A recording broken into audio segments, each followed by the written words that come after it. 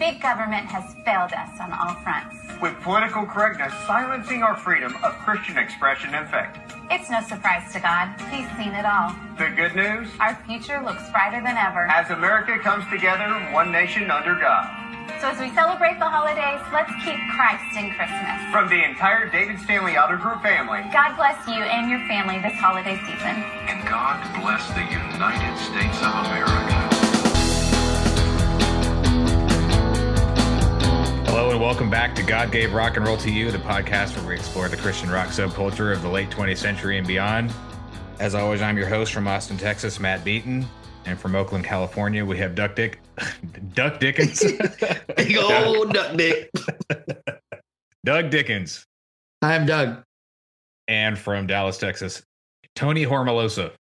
What's up?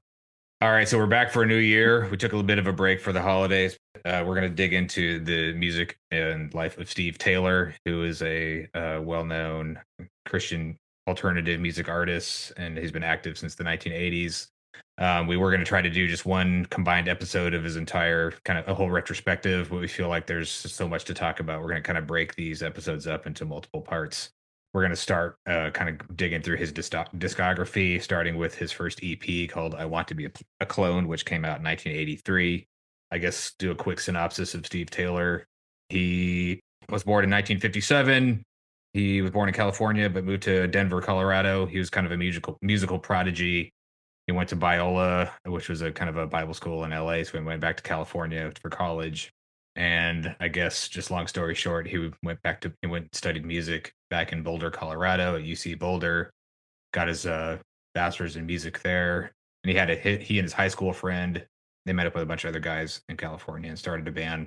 I guess he attracted the attention of Sparrow Records by playing a couple of showcases, and they immediately signed him. And then in the early 80s, and then in 1983, he produced this EP called I Want to Be a Clone. And it's like, to me, he's like straight out of the gate. It's pretty amazing musicianship. And I don't know how they assembled this band. And this, like a lot of the band members that he was with on that EP went on to like be his band members for the next 3 or 4 releases. So I don't know what you guys think of this EP, but I was listening to it today. It's weird to like listen to something that you listened to when you're 15 or 16 and kind of reprocess it as a like 35 years later. But he was like 26 years old at the time. It's pretty good. Like, it's just, the musicianship's amazing. The songwriting's really good and really sophisticated. I mean, what are you guys' original thoughts on this one? I think I listened to it. I haven't listened to this in a long time, but I listened to it this week, and there's a lot of pretty cool keyboard synthesizers that I mean, just that first part of Steeplechase, right? Yeah, he's probably the first to use that type of instrumentation in Christian rock, right? I think so, yeah. It's all guitar rock and yacht rock before that. I mean, I think he's probably contemporaries with Daniel Amos, and actually the producer. So the producer of this album, his name is Jonathan David Brown, who also produced Daniel Amos's first couple albums and worked on Petra and a bunch of other CCM stuff. But I mean, it's yeah. Petra used keyboard. They used synthesizers, but not in the like post-punk, like new wave way. Wave, yeah. Right. And like once we get into Meltdown, which is his first full length, and the next album, it gets really into like some pretty advanced like synth stuff, synth pop stuff, which is like. Yeah, Am I in Sync, I think, is a great song. And at the end, they kind of joke about polyrhythms. Yeah, I know. Yeah, so Steve Taylor was this guy who we need to really talk about the culture that was around back then, because there's a lot to talk about just culturally and theologically and stuff once we start getting into his songs. But, you know, we really like him. We talk about him a lot because I think he was maybe the first. I know Larry Norman did a little bit of this in the late 70s, but Steve Taylor, I think, is really the first person who got any sort of attention by like being kind of sarcastic and using humor and like kind of sardonic wit in his songs, like making fun of the church, but also making fun of the larger culture. So I think he's pretty groundbreaking in that. I can't think of anybody else before him in the Christian music world that was doing that on any sort of the same level. Yeah, I felt he was pretty balanced. I mean, I have some issues now with some of his lines, but I always thought he was pretty well balanced about not just blaming one group or blaming the other group, but kind of seeing the vein of human folly in every organization. Right. Yeah. I mean, I think we're going to get into I have a lot of stuff to say, critical things to say as we get into this. And I'll preface this with just like, I'm a huge fan of his, and I think he's really talented, and I really like his work. I really like him as a person. I have a lot of respect for him. But yeah, and I don't know, this is all 35 to 40 years later. So I think, when I was 25, I thought a little differently than I think now. So one thing we ask ourselves a lot in this podcast when he comes up is like, I wonder if he still feels the same way about some of the stuff that he wrote, or if he's changed his views on some of the stuff. But like you said, Doug, I mean, he doesn't just like target the left wing, or he doesn't like just he kind of like, he finds a way to kind of target everyone. So, which is kind of fun about it. He doesn't take anything too seriously. So not only was he a singer and songwriter, he's also a producer and a filmmaker. So he went on after doing his solo stuff. He founded a company called Squint and signed Sixpence None the Richer. So he's kind of responsible for Sixpence None the Richer becoming big.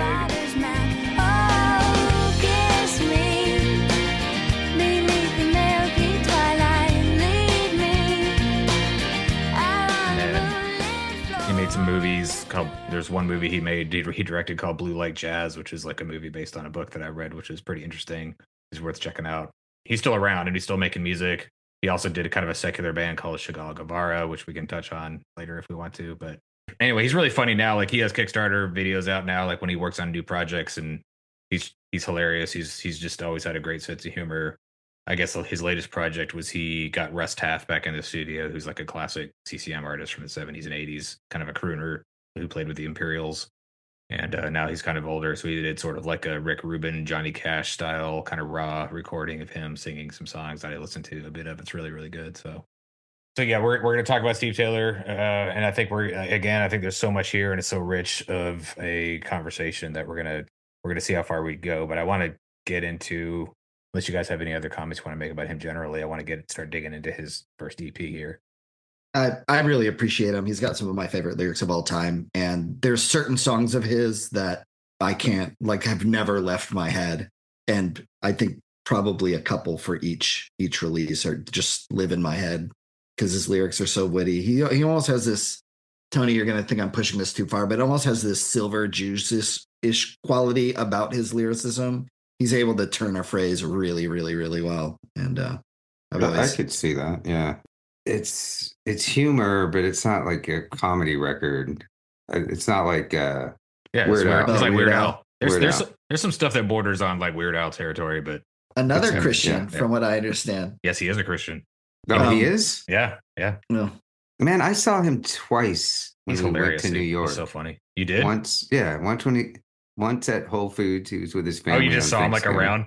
Yeah, just walking around. I guess we were in the area where he lives. That's funny. Because he was just no one really bothered him. It wasn't like Weird Al. It's just some dude who's like, stop calling me Weird Al. Oh, no. It was Weird Al. Yeah, was he in the full like Hawaiian shirt and stuff, or was he like dressed like normal? No, he just looked like an old hippie. Yeah. He had long hair. And back to Steve Taylor, I think, he does have a couple hokey sounding, but he has moments where like he stitches a story together really, really well, I think. So yeah. His references to Grandmaster Flash and Sugar Hill, I never caught that back in the 80s when I listened to this because I didn't catch a lot of this in the 80s because like I listened to it. I didn't know who they were. He knows what's going on. Like, yeah, you get into even Bad Rap, the beginning of Bad Rap, he's like dropping a lot of references that would like nobody would know if you weren't like cool and like into what was going on. So and he's rapping. Which like, you don't. When was that? What year did that Blondie rap come out? I was just gonna ask. Yeah, what year did that one come out? What song did she rap on again? What song was that called? That was. Yeah, but that's Blondie. She was in New York or wherever. But what? Rapture. I think because it all kind of has that same. Yeah. That. Like. Fat Five Freddy told me everybody slide. DJ spinning, I said my. Flash is fast, Flash is cool. Francois, c'est pas Flash ain't no dude, and you don't stop. Sure shot, go out. tell, like almost all the rap songs I can remember, like from way back then, or which was Grandmaster Flash. That's how they rapped, and then yeah. But you're right. But you're right. She was like right in the middle of everything. He's like just this Christian dude from Colorado/California. So he was not he wasn't hanging out at CBGBs. You know what I mean? Yeah, but I think he was tapped into some of the newer sounds of that time that maybe weren't widely out there. It wasn't mainstream yet. Right. No, for sure.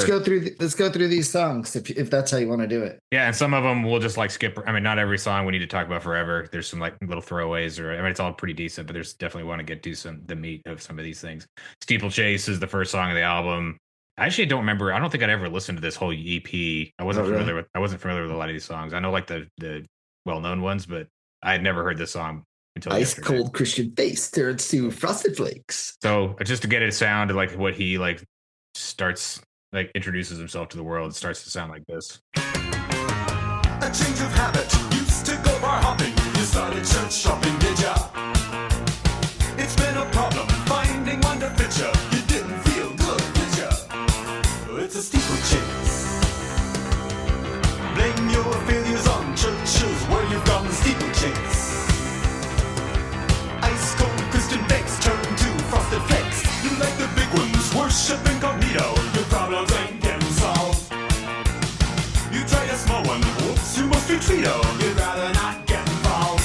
Oh, it's a steeplechase. Blame your failures on churches where you've gone steeplechase. Ice cold Christian bakes turn to frosted flakes. So, yeah, I mean, this is all new. I mean, this is very post-punk. I think he's like way more post-punk on this EP than Meltdown, which gets way more into synth pop and stuff. But it's really good. Like the band is really good. Little Robert Fripp solo there. And it sounds like they recorded it in somebody's house and stuff. And so it's just, I don't know how they did that in the 80s, but somebody knew what they were doing. It sounds really great. But yeah, it's a song about church hopping. I mean, church hopping. This didn't really speak to me in a way that some of his other songs did. I think it's kind of like the idea that you just hop around from church to church trying to find what suits you. When you hop whole denominations, dude. Yeah, I know, and I'm still hopping. It's just like I don't know. Maybe I'm just too close to home. But I guess the comment I wanted to make about this for my thoughts, because like the next song, which is "I Want to Be a Clone," which is all about Christian conformity. This sounds to be like, don't be so individualistic. You need to join a community and just like land at a church. Don't like keep hopping around trying to find something that suits you. You just fit into whatever community exists for you, which is like "I Want to Be a Clone," which is the next song seems to say the opposite. I don't know. The steeplechase was always a weird one for me because I didn't do much church hopping. I don't know. Was there some big issue with like people like not committing to a church where they would? I mean, or I don't know. Maybe he just came up with the idea of steeplechase and was like, "Oh, I'm going to write a song about this." Or, I don't know. This one doesn't do a whole lot for me.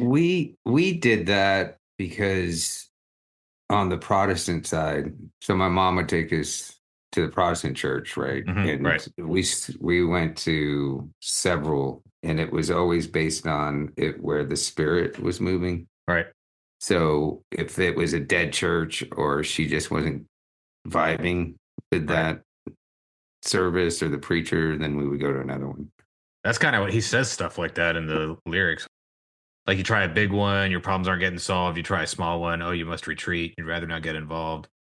I mean, I feel a little bit of that. I mean, like, once we had a great church in Chicago, St. John Birchman's in Logan Square. It's like the center of the neighborhood. And it's a great parish. We kind of like the whole neighborhood life kind of centered around it. And then we moved to Austin 9 years ago. We've never found a church home that, all the Catholic churches are like giant. And they're trying to like mimic the mega church, I think, where they're trying to do all this stuff and like be big and kind of impersonal. And we just never felt comfortable. So we just basically stopped going to church, just because like we couldn't find that, we just couldn't find that same community. And I'm sure we could have worked at it and figured it out. And I don't think it's really the church's fault. It's our fault. But it's just like there's something about going to that parish church in Chicago that just felt natural and great. We didn't really have to try. Whereas any church we come to here is just like a whole different. The one that's closest to my neighborhood, we went there like one Sunday, and it's like very traditional where the women wear like the head coverings. It's like a trad church, Catholic church, and they're like, first thing the priest does, and during his homily starts like railing against gay marriage. And I'm just like, okay, all right, well, that's cool. We're not going to go here anymore. Whatever. Yeah, but maybe that's just me, like, being. Maybe I'm the person Steve Taylor's talking about. I don't know. I like that line, ice cold Christian fakes turned to frosted flakes. I didn't really get it until I was older, but right. Actually, so this EP, I actually bought it just before I moved to New York. Just Really? to like, yeah. So that was Steeplechase. Again, it's not one of the standout ones for me, but it kind of gives you an intro to what he's talking about. This next one, the title track, "I Want to Be a Clone," we really got to get into, because this is one of his like standard songs, and there's a lot going on. So we're gonna get that going.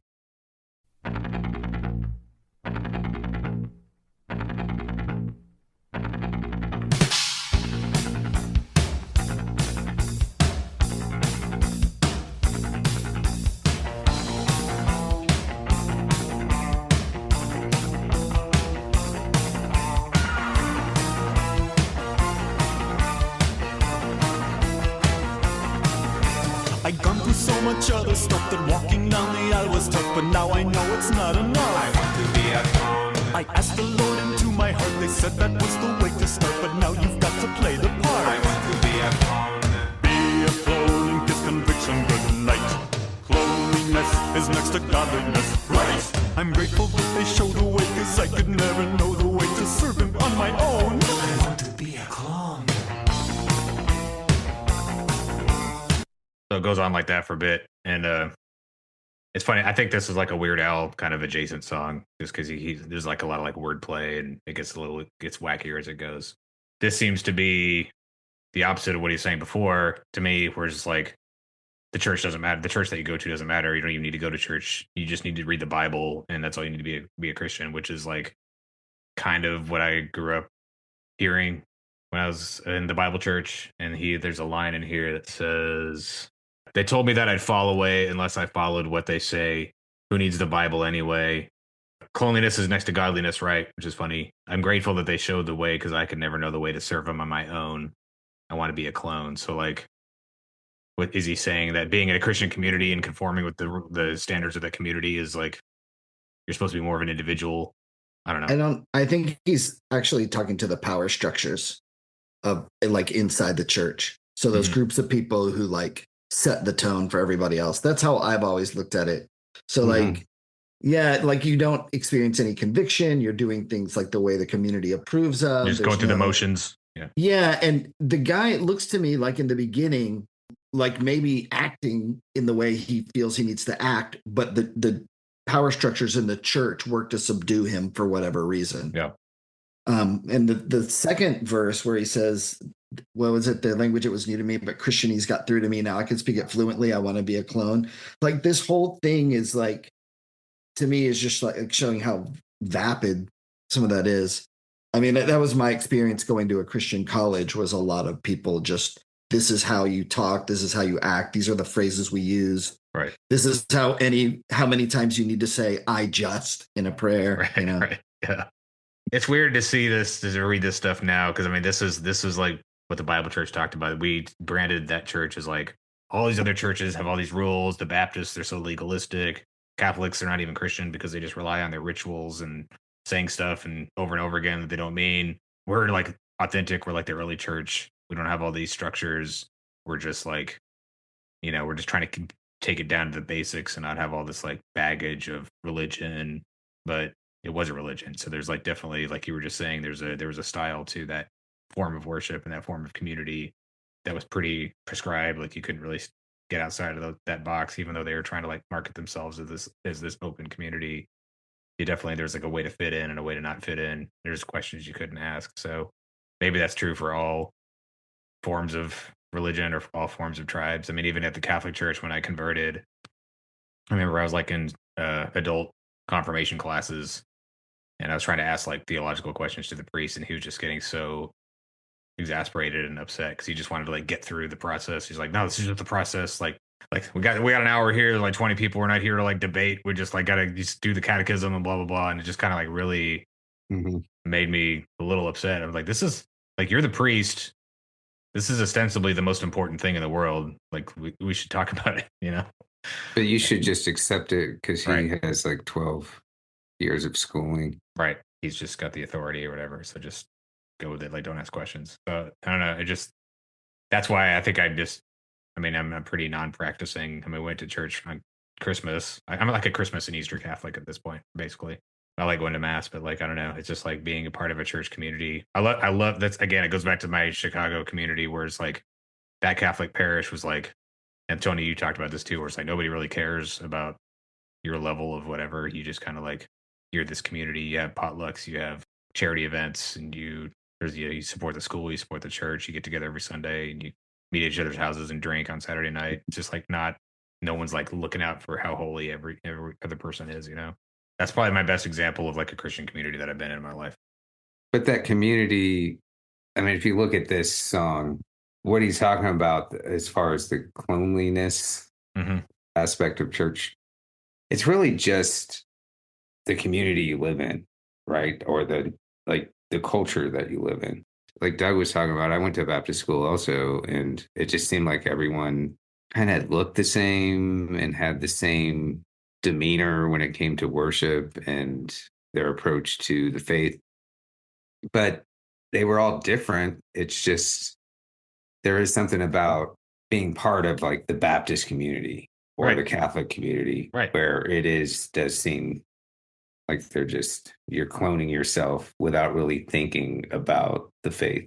But I mean, your personal faith. But part of that I think is okay. I think that was over. Yeah. I guess I'm trying to say that was kind of overblown in the Bible church. Yeah. Like I think, like I learned a lot from Allison, just sort of being like a cultural Catholic. It's just like you just stop overthinking it.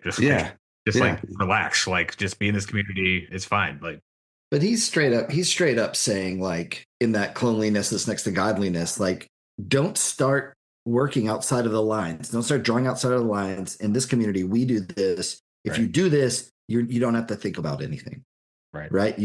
You're one of the saved. Don't worry about it. Then you can just do your mini rituals of asking for forgiveness whenever you do something you feel bad about or whatever. Yeah. But I mean, I think Steve Taylor's saying like, that's not how it works. It's a lifetime commitment of reflection and rethinking.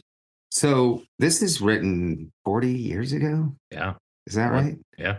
Mm-hmm. Does it still apply? I feel like it still applies though. I mean, there's still something to it where. No, I mean, this is how like online communities, it's like hive mind, you know? Yeah. Like this is, foreshadowing the filter bubbles that we live in today. Like this is a pretty good line. Like, so now I see the whole design. My church is an assembly line. The parts are there. I'm feeling fine. I've learned enough to stay afloat, but not so much I rock the boat. I'm glad they shoved it down my throat. Want to be a clone. Yeah, just the idea of independent thinking, that it's okay to like think as a person and you don't necessarily have to follow. I mean, going back to the first song, that's why my mom would take us to these other churches, because the whole idea of moving with the Spirit is you're not a clone. You are like constantly moving with where the Spirit leads you. Right. So I think these two songs kind of say, you can read them to where they say sort of opposite things, like one's collectivist and one's individualist. Yeah. And how do you balance those two things? Because both of those things have value. Like, I mean, community matters. And just to be like an atomized individual in the world without being a member of any sort of community is pretty isolating and lonely, you know? Well, maybe the songs are like steeplechases, settle down. And then I Want to Be a Clone is, and don't let anyone take advantage of you. But this is an example of how he ping pongs back and forth between like, as soon as you think he's in a box, like he goes the other way. So he's like really into like social justice and like racial justice, especially as we get into like some of his other songs. But he's also like really against abortion. He like really rails against that too. So he's like, you can't really pin him down. And this is before I think the political sides were so polarized. So it's before even abortion was a thing with Protestants. That didn't happen until the mid 80s, right? And that was largely influenced by Catholics at that time. Yeah. And taken over for political reasons. So there's like, we'll get into a lot of his like really staunchly anti-abortion stuff, especially in this next song, and how kind of that stance may be different in 1983 than it would be in 2024.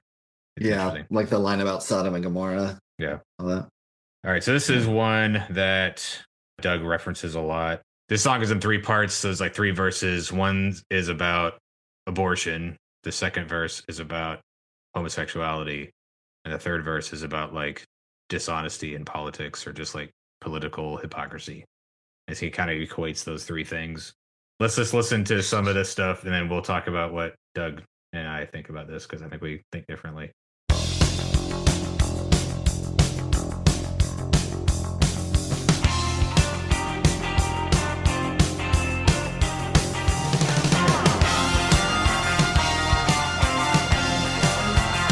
A Christian counselor wrote, quote, "It's the only human choice ahead.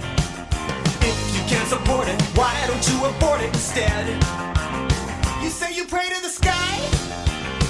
Why, when you're afraid to take a stand down here?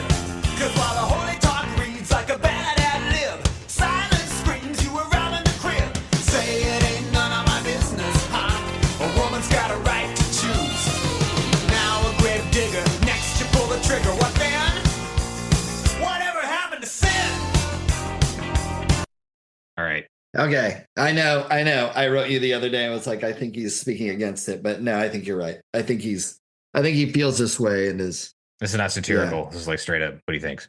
Yeah, I think so. I would love to hear him explain how it was otherwise. Yeah. But again, you were saying, we don't hold on to some of the things in the same way, quarter century later. So, but it's a pretty standard Christian stance. I mean, this is probably something I would be shocked if this wasn't still where he was. I mean, he may be more nuanced in like the political response to abortion, but I think the moral response probably isn't any different. I agree. If you look at just the opening line, a Christian counselor wrote, quote, "It's the only human choice I had. If you can't support it, why don't you abort it instead?"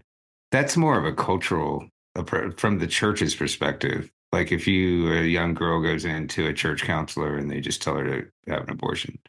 Right. That's a lot different than what we know as the political culture war battle for pro-life, pro-choice, whatever. Well, I think he references abortion in a lot of his songs and his stance, and like and it kind of like it gets into it at that last line where it says, "Now a grave digger, next you pull the trigger, what then?" You'll see some other lyrics in some of his other songs where he has a slippery slope argument that like once you start devaluing the unborn, then like all human life is like you're just like a slippery slope. Next thing you know, you just like murder each other in the streets. That's the argument I used to hear as a kid all the time. Like once you start this, then we're just going to be it's just going to be like mass violence.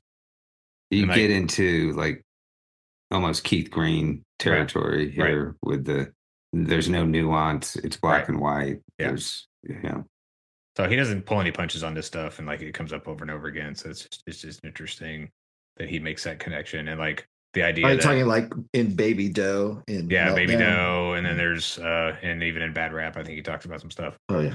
It's kind of like the chick tracks thing where like once it's like everything's black and white. You're either with Jesus or like everyone's just like murdering each other in the streets. There's no like regular world where people are just like normal. You know what I mean? Like, so, and like everybody who's pro-choice in his world, like hates babies. I was going to go to Trader Joe's this afternoon, but I got to murder people. I know exactly.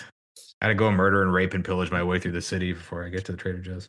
Yeah, it's just interesting, and I think a lot of it comes from the times he was in. But I think this stuff is still happening now. And yeah, you can look at the cultural context of that time.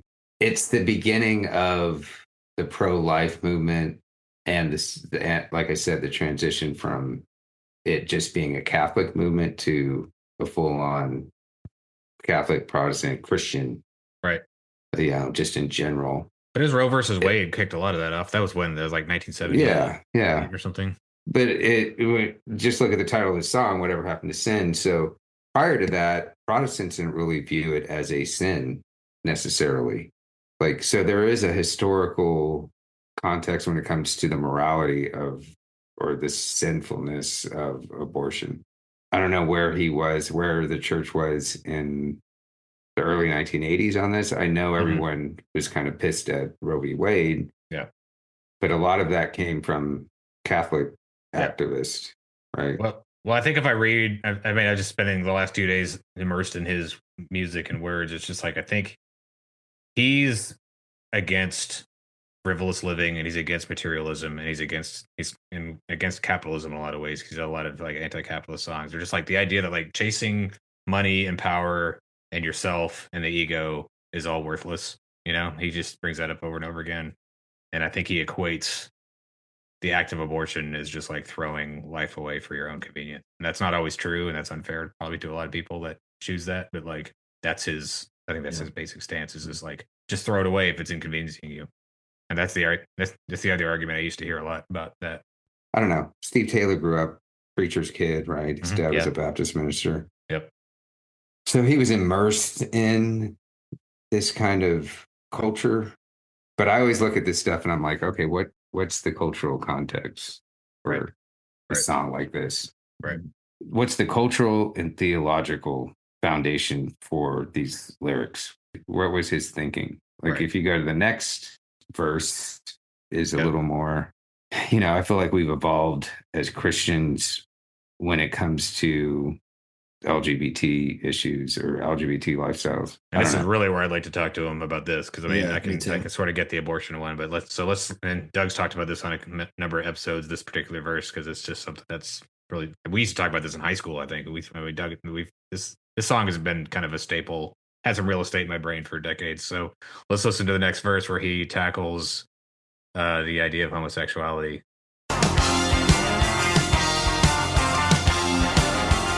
I heard the Reverend say, gay is probably normal in the good Lord's sight. What's to be debated? Jesus never stated what's right. I'm no theology nut, but the Reverend may be a little confused.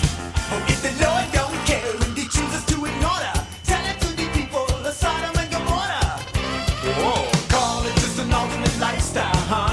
Morality lies within. Conscience is arresting. Please repeat the question again. Whatever happened to sin? All right, before we get into this, I want to play the next part because this goes back to what I was saying before, where this is the quintessential slippery slope argument right here.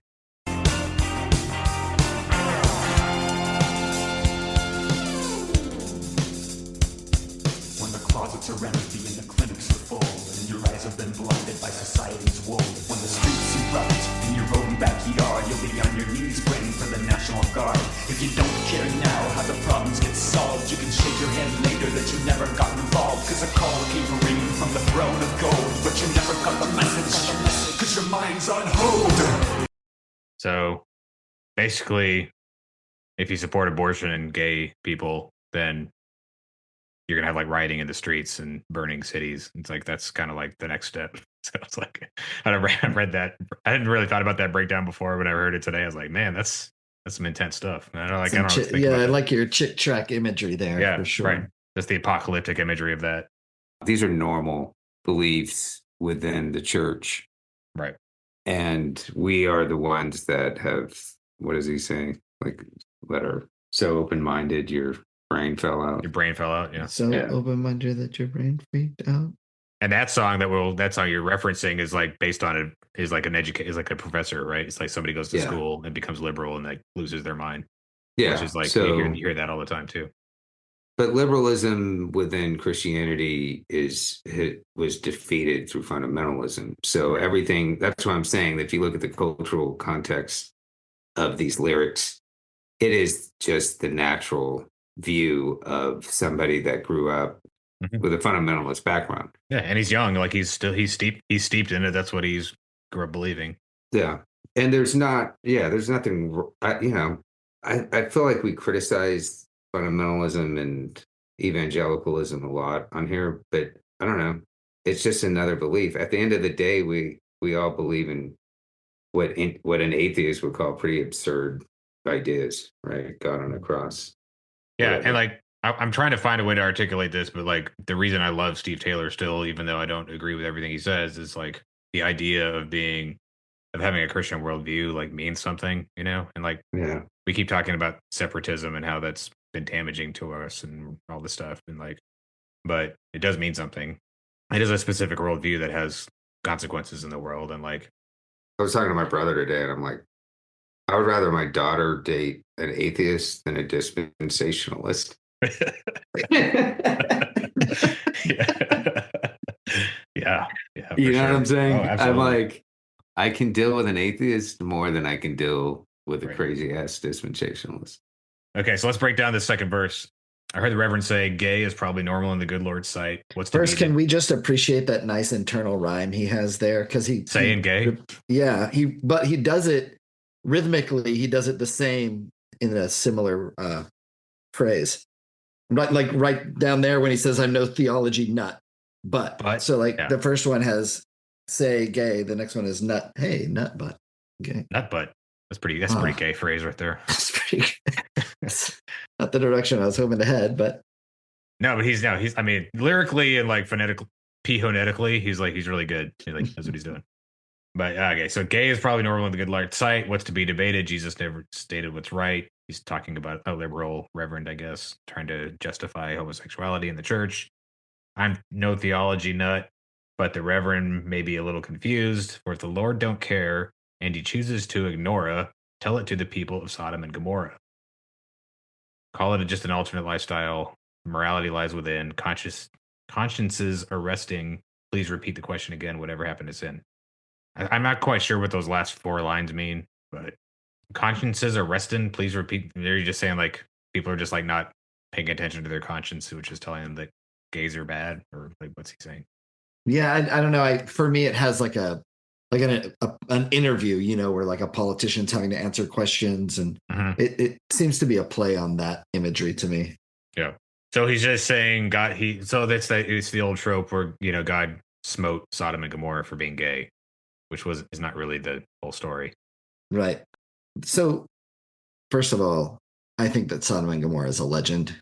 Sure. Legends are written by people, and people have their own agendas. Right. But what's the lesson of the legend in that cultural well, context? My issue with it, and it's not an original thought. I was talking to one of my cousin's wives, both of whom are priests, and talking to her about Sodom and Gomorrah. And she was like, I always tell people when they're like, Sodom and Gomorrah is about gay people, I always ask, do you think the Lord had a problem with gang rape? Because that's actually what's going on here. With an angel, right? The whole thing was like an angel sexual posing. Violence, sexual violence toward an angel of God. Gay rights wasn't even around at all. Like this is okay. So like 1983, people were in the closet. Like there were gay clubs in cities and stuff, but it's like very underground. I mean, there wasn't like a gay culture that anybody could really talk about, or just maybe we're just starting to be able to talk about. But this is before AIDS. Doug's pointing to the Golden Gate Bridge behind him in San Francisco. It's been here for a long time. No, I know, but like that's not mainstream good old American culture. Like I think culture has changed a lot in the last 40 years, as far as just the mainstream acceptance of people like that. I think in 1983 it was a whole different. I think it was a completely different world. Well, there was the whole thing that if you allow it within culture, then God will punish the culture, our culture, right? Our just like he did the Romans, right? Yeah, that's what brought down the Romans. You had Pat Robertson, I think during the AIDS crisis, said some pretty outrageous things about that. Like it's God's judgment on the gay community or America in general. Or 9/11. I think he said something. He did say something about happens, he like equated 9/11 with allowing gays or something. Yeah, it's so. I wish God would be a little more direct. But this is what Steve Taylor is saying. He's basically Steve Taylor's saying the same thing right here, guys. And I love Steve Taylor, but he's saying when the closets are empty, meaning when everyone's gay and the clinics are full, everyone's killing their babies, and everyone's blinded by society's wool, like society's like giving you this lie that like abortion and gay rights are like. But they're pulling that from Sodom and Gomorrah, just that story, that narrative where God judges them. They turn to whatever stone, and it's solely because of the sin of homosexuality in the minds of most evangelicals. Right. But that's not But they're saying God judgment is going to come down to you because you're going to be on your knees praying for the National Guard because the streets are erupting in your own backyard. I mean, that's what he's saying. Like, you allow these things to happen in your country, this is the next step. So he's like making a direct parallel from like allowing gays and abortion to, that's the same argument. It's still, that argument is still made today with, I don't know if you follow the Oklahoma school superintendent. He says this stuff all the time. Like, we're teaching kids to hate our country, and that's why terrorism has happened this week. Right. It's kind of this reductionist view of not just Christianity, but just how we fit into a culture as a whole. Yeah. It's still here. This kind of mindset is still accepted in the church. And I do think, I haven't read the lady's book that has the same name as our podcast. I need to read that book because it's actually good. I've read most of it so far. I'm still working through it. I feel like really good. If you look at Christian rock, it's music and it's representative of the culture that it is created in, right? So Steve Taylor grew up Baptist. He went to Biola, which is pretty conservative school. Even though he seems punk rock at times, there are still those fundamentalist views that you can trace back to dispensationalism and the apocalyptic Christianity of the early 1900s. Right. We should call her out because I feel like we started this podcast, but it has the same name as her book, and it came out like we created the name before we even knew the book existed, so it all kind of happened at the same time. So we're not usurping her name, but her name is Leah Payne, Dr. Leah Payne. She has a book called God Gave Rock and Roll to You, same name as our podcast, but it does like Tony is saying, it covers the history of Christian music, but it goes all the way back to the Pentecostal movement in the 1900s, and then goes all the way, and it kind of ends at January 6th, the January 6th riots. So it traces some of these thoughts like through from these like early revivals all the way up to like the current political moment. So it's really, really good. I highly recommend it. So I want to make a plug for that book they also have a podcast called Rock That Doesn't Roll, which they go through some of the same topics we do. They interview Striper. There's a lot of good stuff. So I would definitely recommend checking that out. They have a little bit of a different take than we do, but anyway. More academic, right? Yeah. So, yeah. I mean, they're actually smart. They know what they're talking about. Yeah. Theology nuts. Yeah. Yeah. I want to jump back to this weird thing about the National Guard, all that. I don't know why, but for some reason that always felt a little bit tongue-in-cheeky, hyperbolic to me. Yeah. I don't know that he's really trying to teach that everything's going to go to hell, but I don't know, maybe. You have strident views when you're young. I mean, I think he probably did feel that way back then. Maybe he still does, maybe he doesn't. I don't know. Man, maybe he just wrote this song, got some clever lyrics together. Yeah. Maybe he felt that in the moment and just moved on. I doubt he's thought about this song in 40 years. We talked about message music on another episode where like every song has to have a message. I mean, he's guilty of a lot of that stuff just because like definitely every song has he's like, I'm going to talk about this issue in this way. Like there's other issue songs. Yeah. We had those. Yeah. But I mean, I did that when I was young. We had those in our Christian rock band. I mean, that's all Phil Oakes did. Phil Oakes. Song, I mean, you kind of had to because you had to. What made it Christian rock? It had to have some kind of Christian message. But again, even Pedro the Lion, David Bazan does that a lot. He has his like global warming song. All of the experts say you ought to start them young. That way they'll naturally love the taste of corporate cum. God bless the Indian summer. God bless the Indian summer. God bless the Indian summer. Yeah. Summer, he doesn't do that all the time, but he's definitely like, I think there's a lot of secular bands that do that too, where they're just like, I'm going to talk about this thing. Dude, it's really hard to listen to, whether it's Christian or not. Like message, we've talked about this. Songs, you have to be a very smart writer. That's why I like Steve Taylor. I think he gets away with it. Like he does this stuff, but I still think it's really good. He does. He's good at writing. He's good at music. he gets away with it more than it's not as on the nose as Keith Green or even Bob Dylan. It's just more, nuanced than even some of those. Right. Bob Dylan, which we need to do that. We need to do the three Bob Dylan records. That's going to be great. All right, let's listen to the third part. So then he does abortion, he does homosexuality. Now he's going to do like political corruption. And he this is another theme he brings up a lot, where it's just like power, what I love about him. He starts talking about how power corrupts. A politician next door swore he'd set the Washington arena on fire. Thinks a gladiator, but they're gonna make him a liar. Well, he's a good old boy who was born and raised in the buckle of the Bible Belt. But remember, when you step into your voting booth, he'll never lie, he'll just embellish the truth. Promises were meant to be broken, right? You gotta play the game to win.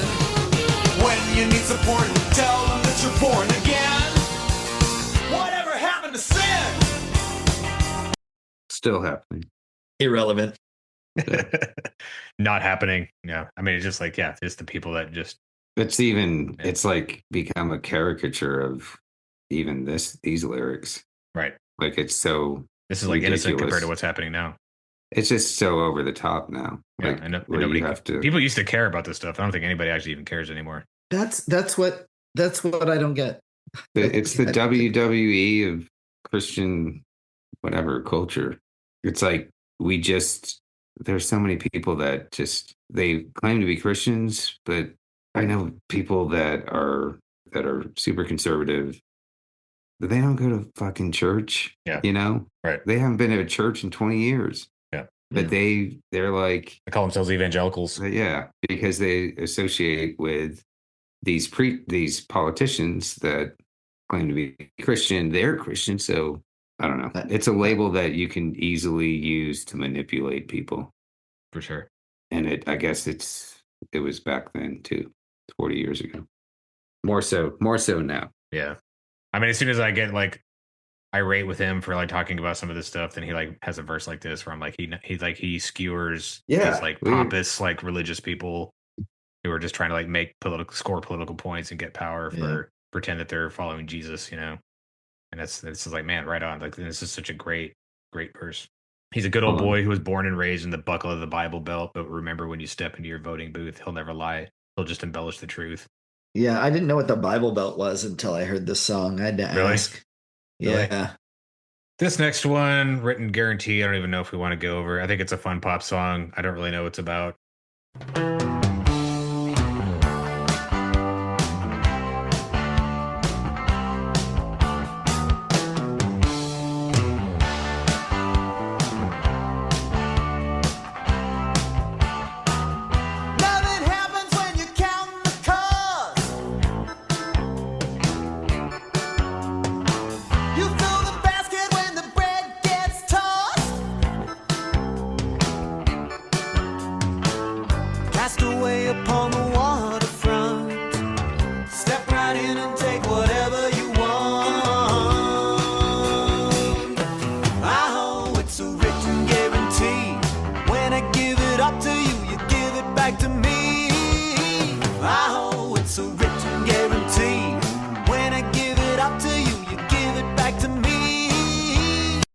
This sounds like The Police or something. Dire Straits. Yeah. It's kind of proggy. It's cool. I don't really know. I don't have much to say about it. Yeah, it's a little bit cheesy in that, that chorus. I do love how he enters in real strong, though. That very first line. And there's some really cool musical. The bass line's really cool. Bass player's like on point. I bet the words like, nothing happens when I'm counting the cost. You fill the basket when the bread gets tossed. I don't know. I have no idea what that means. I think he's saying when I have my basket of bread and I'm throwing it out, you're refilling it. You're replenishing it as I'm throwing it out. I think he's just talking about the reciprocal love of God, Well, I think he's saying that rationale we use here all the time, which is God wants you to be generous. Don't worry, he's got you. If you just trust him enough to be generous, he'll give it right back to you. Yeah. Tenfold. Prosperity gospel. That's exactly, but I think... No, it's 100-fold, dude. Is it 100-fold? No, you're just not thinking hard enough. Yeah. You're not trusting God enough. We're talking about private jets. Yeah, I don't know. This one feels like it's saying like you should tithe. Right? Yeah. Is They should that just it? they should just play this song when they're passing the basket around. Be generous. Be generous. You know, give. It's a written God's gonna guarantee. return You to give it up, it's gonna come right back to you, man. I wonder what verse he's referring to. Hmm. Something Paul said. Okay, so I'm just excited to get to this next song, which is called Bad Rap. Now, what does he mean by bad? You've got to ask yourself. I know. I think he's It's- making fun of his own rapping skills. He's making fun of his rapping skills because he is white boy. Yeah, I think he's very he's very self-consciously. Yeah, But right. we're getting the double meaning there, right? I mean, Yeah. was Michael Yeah, yeah. Jackson actually bad? No. Right. No, this is very tongue in cheek. He's very self-aware. I think he I knows gotcha. exactly what he's doing. He knows Yeah, he's a I white gotcha. kid mimicking black music. This is a great song. I listened to Yeah. this song over and over and over on the subway in New York. Really? Just grappling with the song. Oh, yeah. Grappling with the song itself. This is like 2006. So, I mean, when I was listening to it. I had like a long break, but like I remember this when I was 16. Like I have no idea. Uh-huh. So he's saying like subscribe to the Village Voice and Throngs and guess who gigs at Madame Wong's. Will drop your pens and pant designs and drop 6 words in your open mind.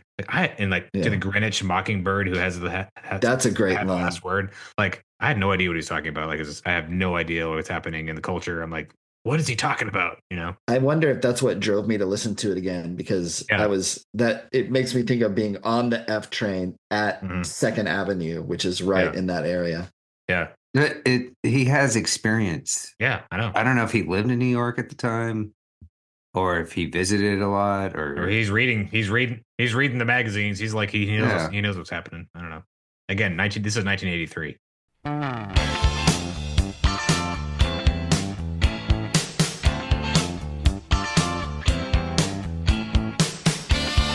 Bad rap.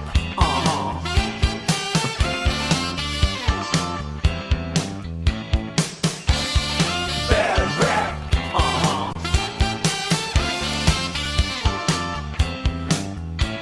Now LA hip and NY chic have been dancing lately, cheek to cheek. While Midwest good old boys like me should all be playing catch up. See, subscribe to the Village Voice and Throngs and guess who gigs at Madame Wong's. Well, drop your pens and pan designs and drop 6 words in your open minds. Who you trying to kid?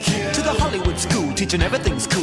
Who you trying to kid? To the Greenwich Mockingbird, who has got to have the last word. Got your head together now. Got a way that's better now. Who you trying to kid? Say what? Bad. I mean, that like keyboard line that's going on in there is like so freaking cool. I never realized this line, drop your pens and pant designs. And, man, Right after. this is foreshadowing the East Coast, West Coast. I know the beef, rap LA hip and NY chick, battles, and right? dancing lately cheek to cheek. Oh, no, this is Midwestern defensive. I know. He's like defensiveness. he's railing against the coastal elites, telling everybody else what's cool, and like saying like, who are you trying to kid? Like, you So think you're is Steve Taylor the Eminem of Christian music? he's the first No. like Midwestern rapper coming out of Denver. Right. But I mean, just that those two images there, to the Hollywood school teaching everything's cool, to the Greenwich Mockingbird who's got to have the last word. Those are two like perfect images in my mind. Right. Yeah. Yep. All right. So this next one is kind of where it gets goes Can a little we- off the rails. Can Okay. we talk about the saxophone? What's going on, man? Did you ever watch that 30 Rock where they talk about 80s music? We can't give up on the written word. We need stories. Because I don't have a plan B. I have a degree in theater tech with a minor in movement. Why did my parents let me do that? It's over. Who's there? Show yourselves. You're one of us now. Who are you? Better to ask who we used to be. People whose professions are no longer a thing. Once, I was called travel agent. I was an American auto worker. And I played dynamite saxophone solos and rock and roll songs. Come. We live under the subways with the CEO of Friendster. Like, it doesn't matter what song. There's There's gotta be always, sax. there's always a saxophone. There's a lot of saxophone in Steve Including Taylor. The Cure. The Cure had Oh. a saxophone player. Yep. Oh, word. This is Dave Thrush. No, this isn't the Dave. This isn't the same Dave. This was his friend. Yeah, he went to high school with Steve Taylor. Okay. Not the guy who harbored the criminal. No, What? we haven't talked about that. No, the guy who harbored the criminal was his producer, Jonathan David. So Jonathan David Brown went to jail because he started going to like a KKK white supremacist events Oh, wow. after he recorded all this stuff. So this is the guy who produced Color Code. He did. He was in that one too. He did that one too. Yeah, he did Meltdown. He did the first EP and he did Meltdown, and he did the Daniel Amos. He did a bunch of stuff. He did Amy Grant. He did a bunch of like early stuff, and all the way through the 80s. And then he started becoming like a white supremacist, I guess. So what happened was He shot up a synagogue? he didn't, but he was driving the car. No, he wasn't even driving the car. So this dude, the skinhead, teamed up with the local Grand Dragon of the KKK. They shot up a synagogue, and then Jonathan David Brown hid the skinhead in his farm while the FBI was like looking for him. So he like went to jail for like aiding and abetting this incident for like a couple of years. Man, that's crazy. It is crazy. It's a crazy story. And he produced. He He's a producer. He's a producer on this album, this I Want to Be a Clone, and he produced tons of Christian albums. Where's And he even- at now? Is he still alive? No, he died like 2016, 60 years old. Oh, that sucks. He got out of prison and then he became like this messianic Jew, you know, like the Jews for What? Jesus kind of thing. Yeah. So I Right. don't know if that was like his version of atonement or whatever, but he got into like weird, like Jewish Christian theology. where, Not like, that you know- there's anything wrong with that. No, but I don't mean to say weird. It is what it is. But you know those people that like try to weld Judaism and Christianity together. He started like following all the Judaic law and stuff. You mean like Peter? He wrote a book. Yeah, So, yeah. Saint Peter? Paul Okay. would have hated this guy. He would have been appalled. Appalled. you know those weirdos that Yeah. mix Christianity with Judaism? Trying to get everybody circumcised and stuff. Peter? But he even wrote a book Oh, about goodness. like how to keep the Sabbath and stuff. And then anyway, Oh, that's cool. I went down So like a he- wormhole with this guy. That's amazing. That's such a bizarre. It's such a weird reason to go to prison Mhm. as a Christian rock producer. I know. Pretty crazy. Anyway, it's a little aside. What were we talking about? The next verse. Okay. Next verse is interesting. We should talk about it. You save the whales, you save the seals, you save whatever's cute and squeals, but you kill that thing that's in the womb. Would not want no baby boom. Good, bad, laugh and scorn. Blame yourself for kitty porn. Convenience is the law you keep, and your compassion's ankle deep. Who you trying to kid? Wrapped in a fine philosophy. Who you trying to kid? But your bottom line still says me. Is that really the lyric? Blame yourself for kitty porn? Yeah, that's what he Or says. I thought it said killing porn. No. So somehow he jumps from. So I don't know, Doug, if you remember, but I was like on this, like I used to draw this stuff. Like I used to think environmentalism was silly because I thought the world was ending. So I thought like saving the whales was like a waste of time. And I used to be like in high school, I was like, oh, you think you're so like, what are you even doing? It's meaningless. And it's like, Yeah, that was a like- big. So and it's probably from this song. This song probably taught me to be that person. But like somehow it makes a jump from like environmentalism to hating babies. So you just murder all the babies and then you're addicted to kitty porn. So I don't know how he jumps from one thing to the other. But like, what's that logic? Isn't he just saying you same people who are for abortion are hypocritical because you want to save these animals and not a human? Right. I guess Yeah. that's So what he's blame saying. yourself for the dehumanization that leads to pedophilia. Yeah. Mm. Well, yeah. That's Okay. how I've always read it. Yeah. That makes sense. In that, So in that line of you can thinking. draw a direct line from pro-abortion to the acceptance of kitty porn. So I think in Steve Taylor's world, like we were talking about before, like he always rails against things that are like frivolous or like things that people chase, you know, to like fulfill Man. themselves. I think he is about life and loving life, and that he's not hypocritical about it. You know, like the old adage where like people that are pro-life should also take care of the poor. You know, I think he cares about human beings and the value of humans, the sanctity of life, and like every human life is precious, and like that and should be protected. I think he's just really extreme on that. I think he thinks human life is precious and meaningful, and that means that like goes into like that's why like he doesn't believe in abortion. That's why he believes that like life should be lived a certain way. I don't know. I think for like, good or bad, I think that's where he's coming from. Because he's even talking, and he also values integrity and honesty. Like he's talking about like convenience is the lie you keep, and your compassion's ankle deep. Like once push comes to shove, all the stuff you're saying doesn't even matter because this is the way you act.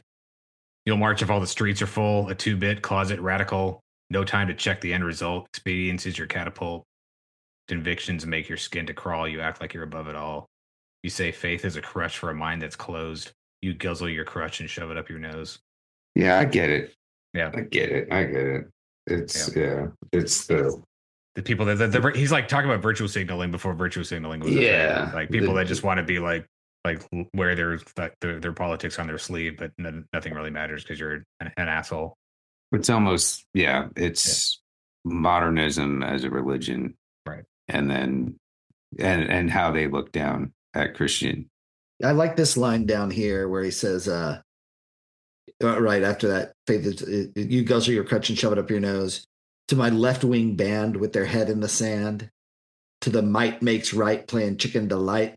I think he's saying I'm a moderate. Yeah. Basically. You extremes that are just out there like trying to like, cosplay as something. But that line to the might makes right playing chicken delight. Is that a quote from like a Sugar Hill or Grandmaster Flash? I mean, they talk about chicken in Sugar Hill Gang. They talk about the chicken, but it's not Chicken Delight. Actually, they talk about there is that line. It's called Rapper's Delight. The song's called Rapper's Delight, and they talk about chicken. Just rock and dance to the beat. Have you ever went over a friend's house to eat and the food just ain't no good? I mean, the macaroni soggy, the peas all mushed, and the chicken tastes like wood.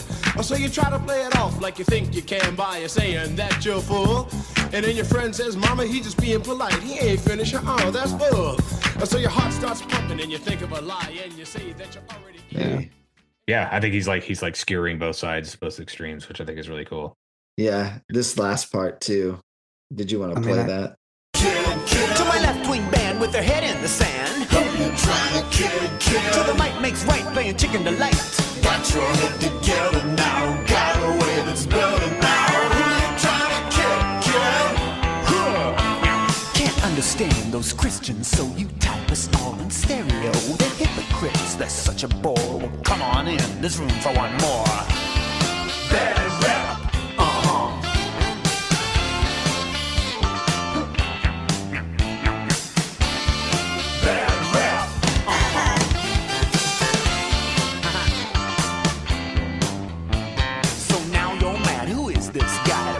All in one big pot. You think I care? Forget it, hon. You've just been shot with your own gun. Bad rap. Sugar Hill, we're gonna need a pill. Bad rap. Grandmaster Flash gonna get a rash. It's amazing. So if you couldn't hear that, the last line was Grandmaster Flash gonna get a rash. I mean, I don't know whether to love or hate this song. It's cheesy and silly, but like it's pretty fun. That line, can't understand those Christians, so you type us all in stereo. That's really amazing. Anyway, this stuff was like super revolutionary in 19. Like no one else was doing this in the Christian world. Big respect to that one. I think it's cool. I think that's what makes this Steve Taylor interesting. Is I remember getting his record. And to be allowed to listen to it felt like this is not like what the other stuff that we were allowed to listen to. Right. Amy Grant. No, I was like, what is he talking about? This is so interesting. He's opens your mind up to like a world you don't even know. And it's very in line with the emergence of MTV and MTV culture. Right. Right. It sounds like what you would hear on the radio at that time with, like you mentioned, Blondie or, stuff that was happening at that time. Yeah. All right. So there's an EP. There's only 6 songs on it. The next song I'm going to categorize in the Threat of Hell category. So again, I don't think he's really doing that. I think he's just talking about This is more Pascal's wager category. Right.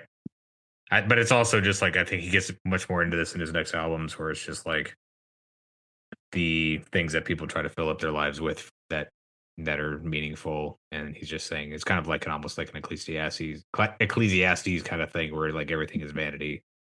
He doesn't really mention hell, but I think it's implied.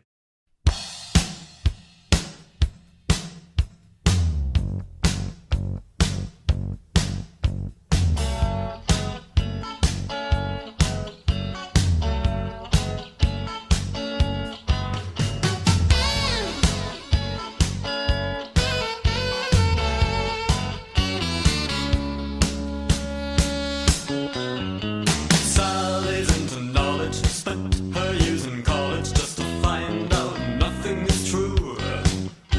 She can hardly speak now, words are not unique now, cause they can't say anything new. You say humanist philosophy is what it's all about. You're so open-minded, did your brain leak out? What you gonna do when your number's up? Time to lay diplomas down. What you gonna do when your number's up and you're buried 6 feet underground? Man, that's another thing that's still around.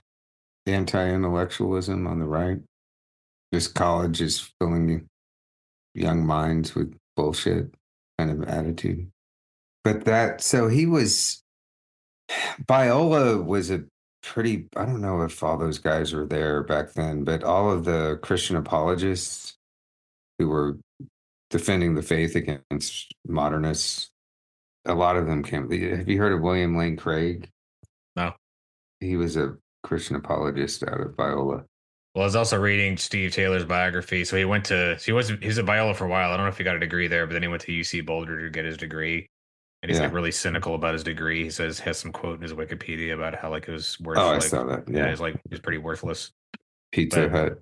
Yeah, coupon. It's worth as much as the value of a Pizza Hut coupon. So maybe he's just cynical about higher education because of his own experience. But yeah, I feel like there's a lot of seeds in what he's talking about that became these huge political tropes of the Christian right later on. And I think it's innocent in 1983 because he's like dealing with some stuff that is real, and then it gets politicized and it gets like co-opted by people that are just trying to get power, and they start repeating these things cynically. That's still being discussed now. All right. The idea that when you go to college, you're taught that nothing is true, right? That it's just that's where you get. It's not what you're taught. Yeah, well, from if you're in a philosophy class in the early 1980s at maybe Harvard or Brown. Postmodernism was at its height. It was at the beginning. Yeah, I mean they're all teaching Derrida. Yeah, and meaning as it relates to language. So I don't know. It sounds like he was pretty tapped into not just the culture of the time, but the intellectual culture of the time also. Right. And so this is what's fun about Steve Taylor, because so what you think he's just like a right-wing reactionary, then the next verse comes and he starts railing against like the business class, which is awesome. Harry's a civilian, wants to make $1 million, so he keeps on plugging away. Money is eternal, like the Wall Street Journal. Yes, they're gonna make him happy someday. Grabbing for the gusto, gonna hit pay dirt or bust. Where's it gonna get you when you bite the dust? What you gonna do when your number's up? Time to lay your money down. What you gonna do when your number's up and you're buried 6 feet underground? So again, he has this dichotomy, like makes fun of like left-wing intellectuals at colleges, and then he makes fun of like, Wall Street bros trying to like put all their meaning and money in getting rich. So knowledge won't save you. Money won't save you. Right. Jesus will save you. Yeah. From hell. From hell. Doug. Let's talk about Voivod. Well, because the line. Oh shit! I'm gonna start talking about. Well, the last line is like, "What you gonna do when your numbers up?" Were you thinking that was the end of it all? Like, you think your life is just gonna be over when you die? No, there's gonna afterlife. So it's just like dangling that afterlife. I feel like there's a way to think about this stuff without an afterlife being like the main thing, but You mean the way to think about this song? no, just think about morality and like Christian life in general. Well, Christian I would ethics. I would argue that I would argue that it's better for you too, and then you can handle what an afterlife is. What do you mean? That's. I thought you didn't believe in hell. I don't believe in hell. I do believe in an afterlife, and I do believe that you can be separated from God. But I think in the end, I'm a universalist, so I think a Christian universalist. So I think. So what's the point of being good? Because God's- the only argument that these Christians have to be good is to like avoid hell, I mean, yeah, I know that's the argument. avoid punishment. That's why they should live a few years not believing in a hell, and then see what they really think about Jesus and his teachings. Right. Do they have value aside from that? I think for a lot of people they don't. I really do. And I think that's some of who Steve Taylor's railing against. Yeah, it's sad. It's sad to me, but yeah, whenever people mention hell, I feel like, okay, either you're in a place where you're dealing with it and you're trying to see what I think, which because I've been there, or you're kind of in more of a traditional belief system, which I think that you have to get rid of the idea to understand why you should love Jesus. Yeah. Well, if you look at consciousness as something that is eternal, so if you move on into the next plane, that's, whatever it is that happens after we die, like we're not in a physical form. So how would hell even affect us? The whole idea of a fiery pit as hell, or Satan like torturing you for eternity, seems a little absurd. Yeah, I think so. When it comes to an eternal consciousness, Yeah, if you're not you're like a non-corporeal being, like you don't have a body. Yeah. I mean, but there are some belief systems in Christianity that say, no, you absolutely will have a body. Your body will be resurrected. You will That's have a the body. Catholic. Yeah, that's the Catholic. For me, I don't. Yeah. Which comes from Judaism. I don't spend my time thinking about that. I don't buy the belief that you're done developing as a being when you're dead. I mean, unless someone's like, no, when you die, you're food for worms. Like, okay, that I get. But if your being lives on, is it suddenly made perfect and then there's no problems and everything's good and you realize like, I don't know. Maybe I take more of a C.S. Lewis, The Great Divorce approach.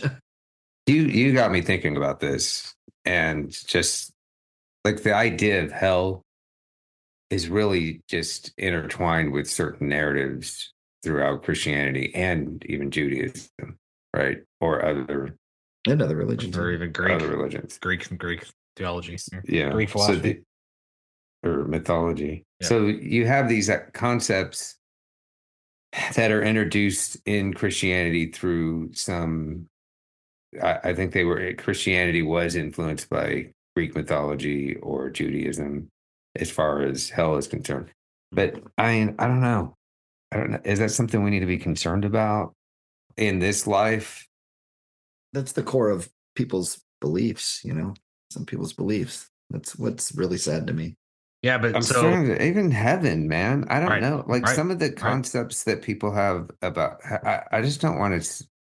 I don't think God created us just to be like some kind of drone that's going to worship him for eternity.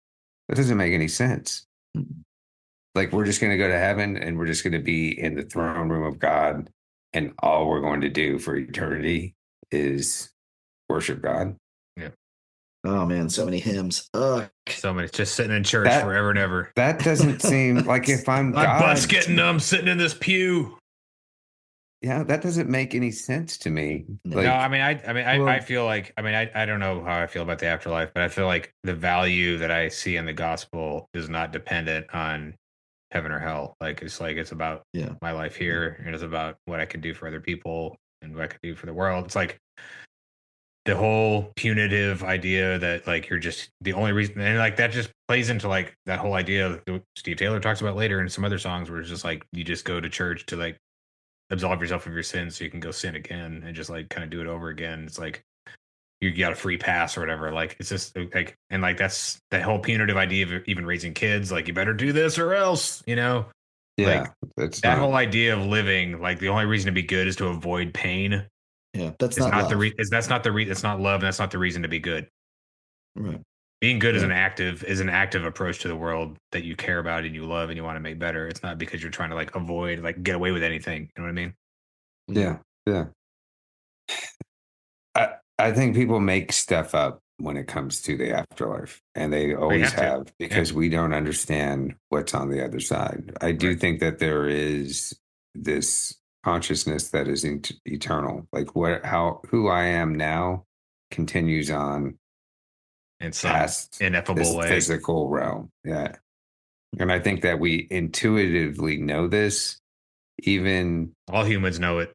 All humans know it. But he says that in there. We don't know. Know. Deep in your psyche, there's a shadow of a doubt. Yeah, we just don't know. Who says that? Steve Taylor in the very end of that song. What you gonna do when your number's up? Yeah. Really? The answer to this question of the song is we don't know. So what? So you're telling me that I can control what is going to happen to me when my number's up? Oh yeah, buried in your psyche is a shadow of a doubt. You're so open-minded that your brain leaks out. Yeah, which is an ad hominem attack.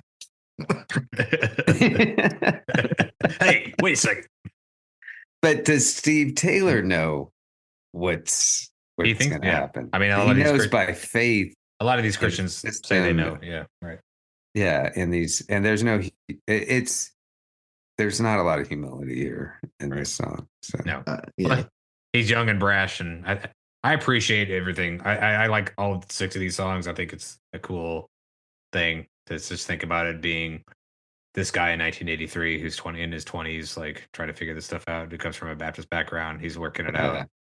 I think I don't really have any issue with any of it.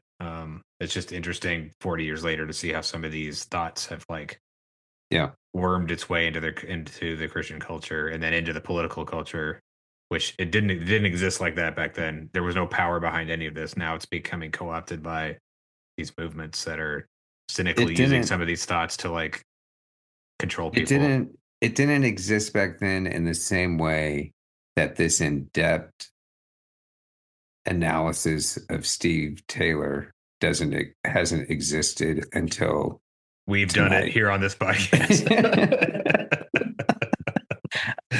I mean, for the first time ever, guys. I had no idea. Like we could go. We've been doing this for 2 hours on 6 songs. On 6 songs, we have like 4 more albums to go. Yeah, there's 4 more albums. Are we gonna this is the most in depth anyone's gone on Steve Taylor and on the "I Want to Be a Clone" EP from 1983. This is really relevant. This is like culturally relevant stuff. We're talking about 42-year-old music that no one really listens to. No one cares about, and we wonder why nobody listens to us. Really timely, topical conversation. Know what? We care. Okay. And I learned a lot about Steve Taylor in the last week. So, all right. And his crazy ass lyrics. All right, guys. All right. All right. Bye. Bye. All right. Well, all right, that's it for today. Next time, we will be back to discuss Steve Taylor's first full-length album called Meltdown. We're going to be getting into a track-by-track analysis of that. Anyway, thanks for listening again. If you want to get a hold of us, it's our Instagram handle is God Gave Rock to You. It's God Gave Rock, number 2, letter U. Or you can email us at godgaverockmail@gmail.com. All right, until next time. Thanks, bye.